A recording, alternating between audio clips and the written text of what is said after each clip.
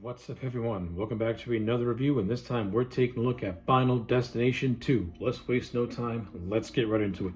So, when the first movie came out in the year 2000, it ended up being a humongous success. That first movie was made on a budget of $23 million, and it made over $112 million worldwide.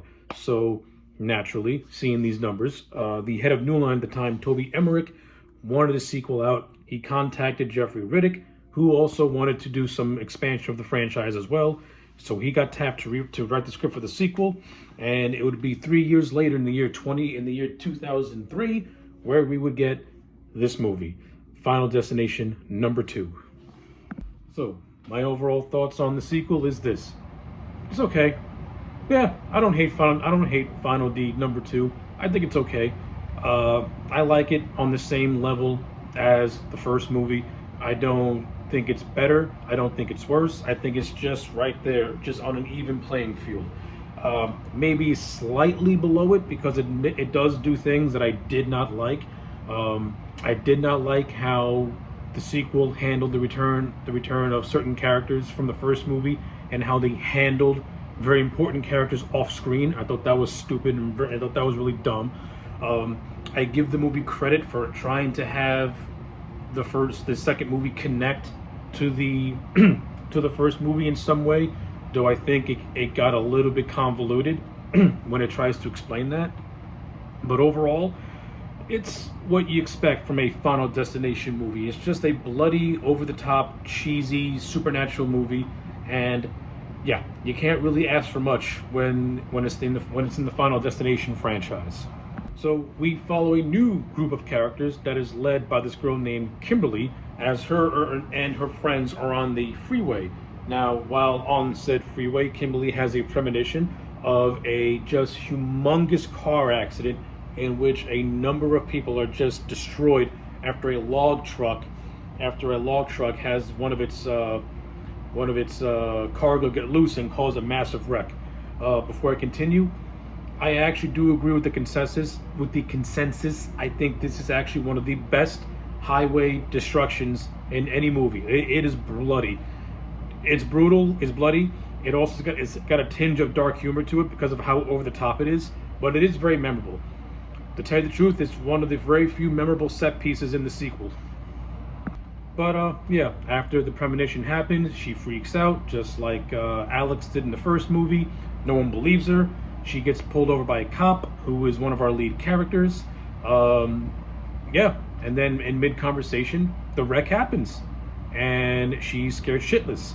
And then not too long after that, another car just completely obliterates her friends who are still in the said car that was pulled over in.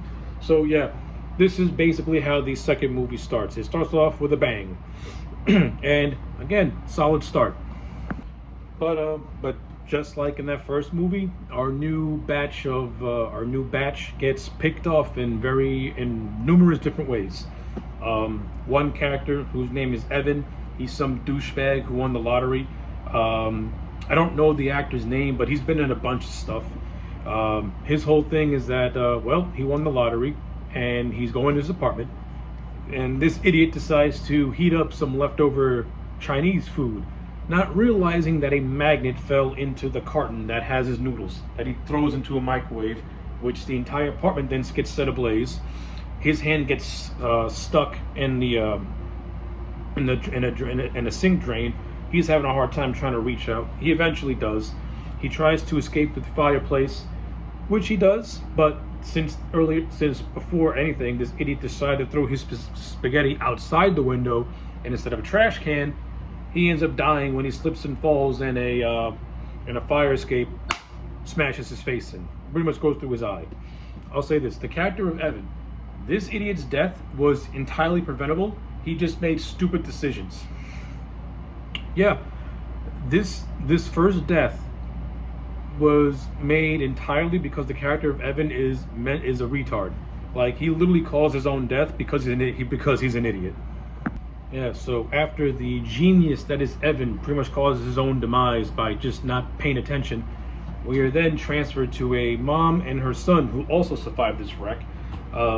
This death is let's see. So the kid's in the dentist trying to, doing dentist stuff. He gets an oxygen tank put on him. So at first we think that that one of a stuffed a stuffed animal is going to choke him to death while he has the laughing gas on, but that gets prevented.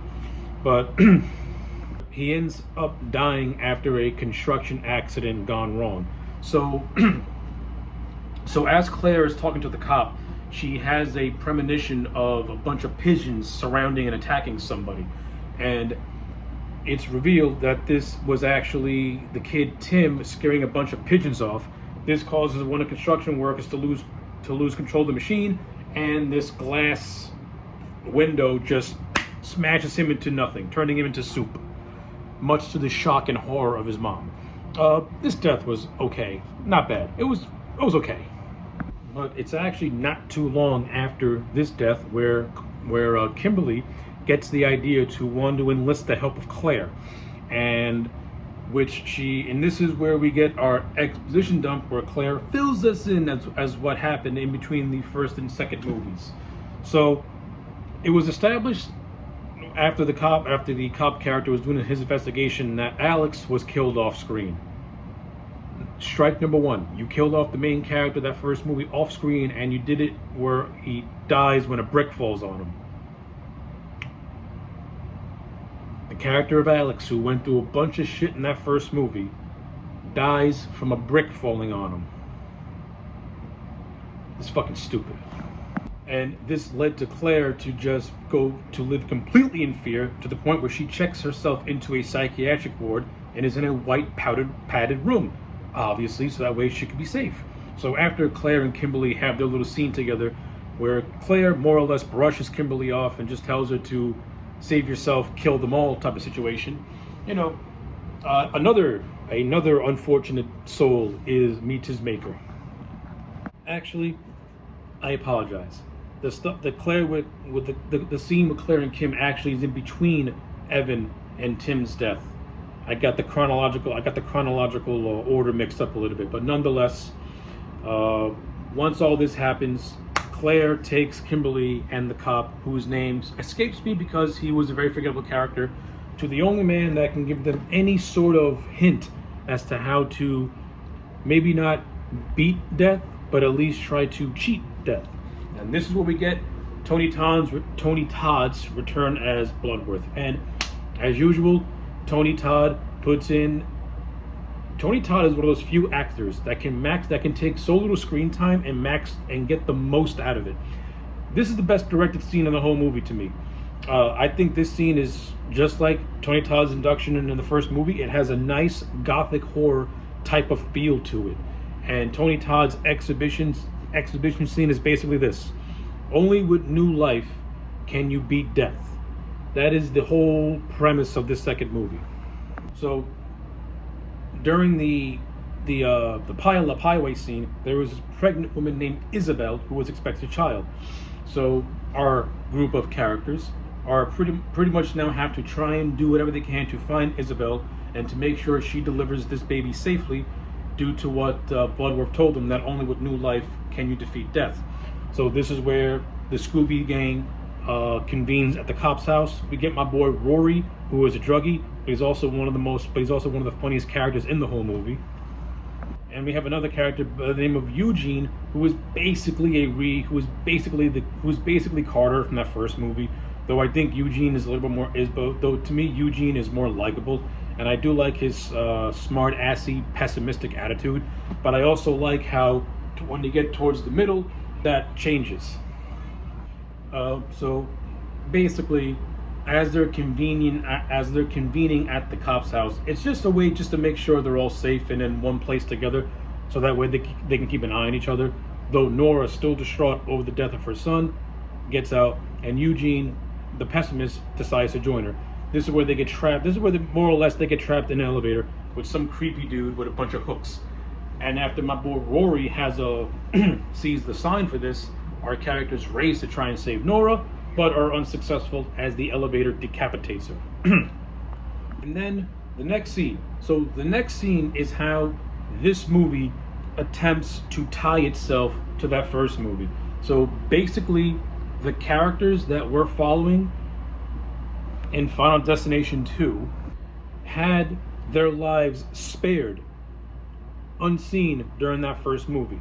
So, in the Bloodworth scene with Tony Todd, his whole thing was that death is working backwards to tie up loose ends, and with only new life can you beat death.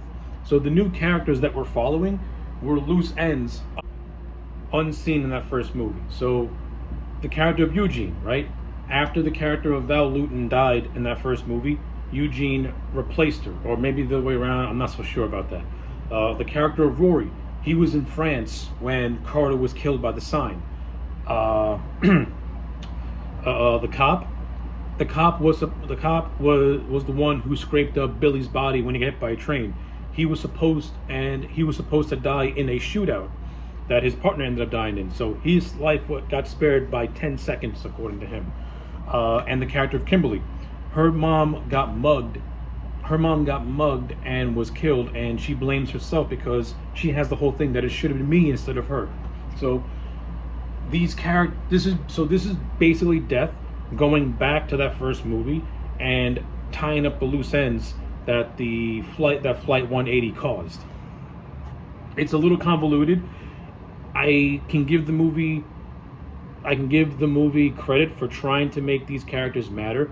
I just think it did it in a very convoluted and sort of sloppy way, but that's just me. Oh, and there's another character who's a business lady, I think she is. She was supposed to go to a hotel where every single guest ended up being killed by carbon monoxide poisoning because she was on the bus that killed the character of Terry. So yeah, like I said, this movie goes back to characters who are unseen in that first movie, and now it's trying to wrap up its list before it can start anew.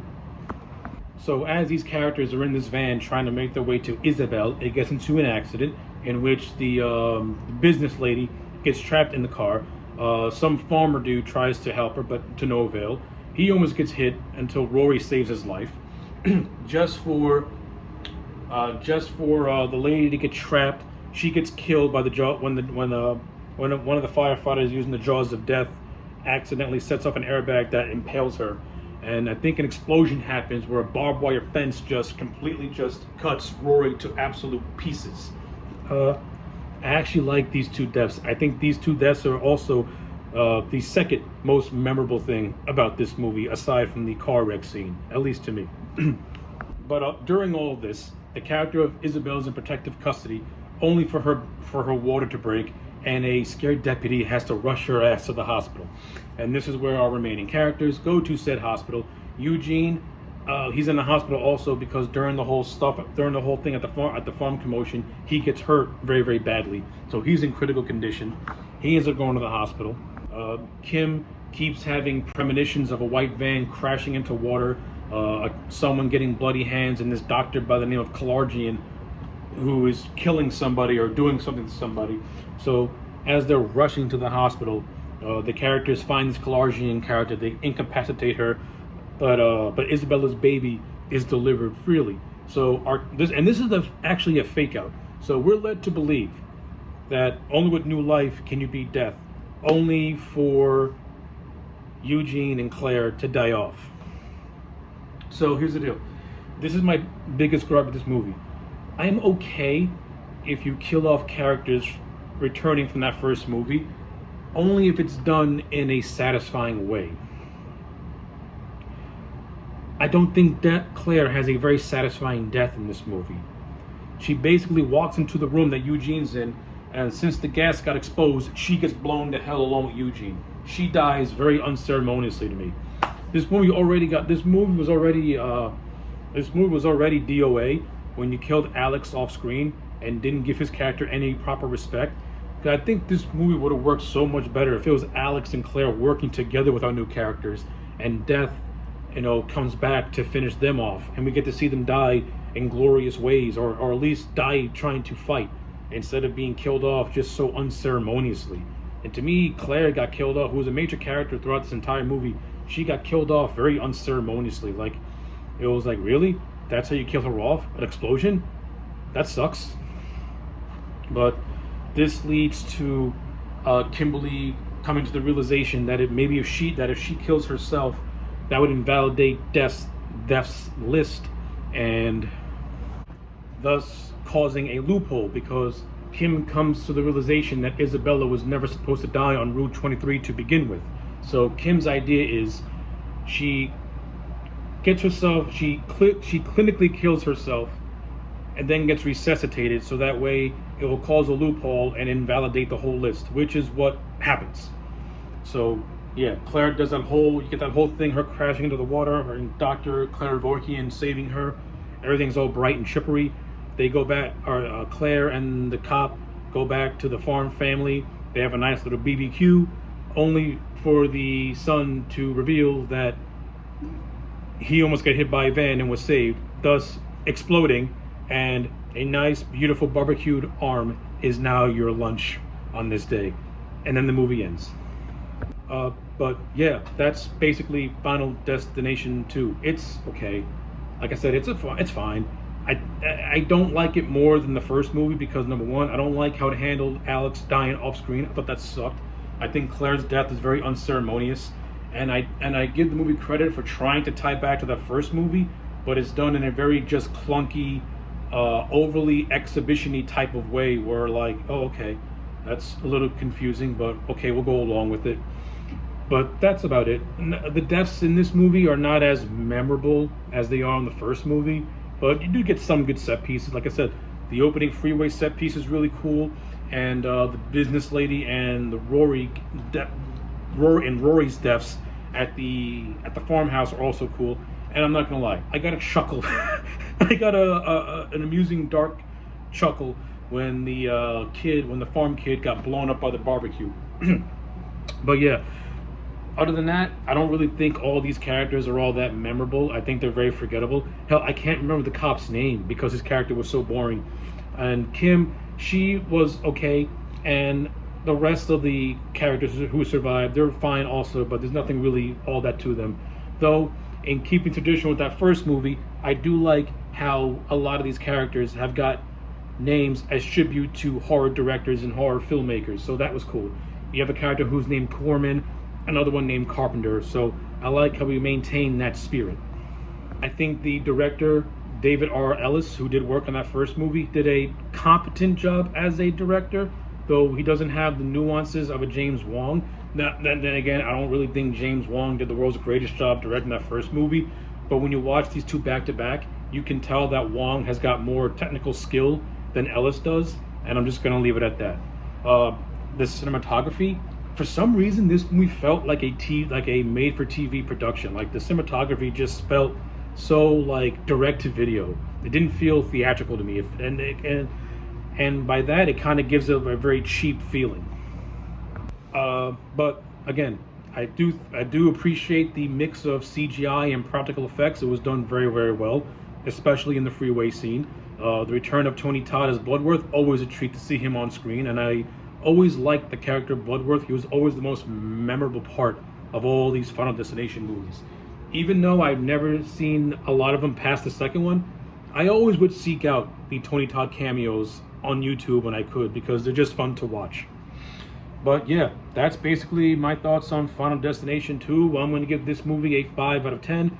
It's one step below the first movie. As I actually reviewed it, I kind of like it less now. But yeah, 5 out of 10 for Final Destination 2. Let me know your thoughts in the comment sections down below. Like the video and subscribe, and I'll check you back next time for more.